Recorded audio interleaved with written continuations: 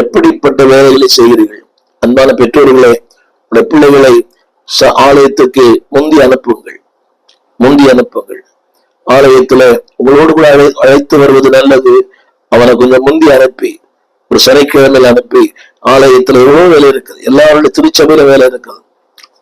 இந்த சேர் போடுவது, PA system போடுவது, இத்தனையோ வேலைகள். பாய் போட, கிராம சபைகளிலே பாய் போடலாம். கொஞ்சம் முந்தி அவன் அனுப்புங்கள்.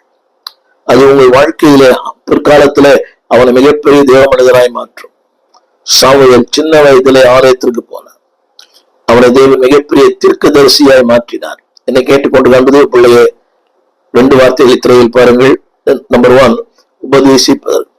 கற்றுக்கொள்ளாத ஒருவனுக்கு எப்படி உபதேசிக்கிற கிருபை வரும்? If you are not a learner, how can you teach? கற்றுக்கொள்ளவே அவனுக்கு விருப்பமே இல்லை, கற்றுக்கொள்ள ஆசை இல்லை. ஆனால் how can you teach?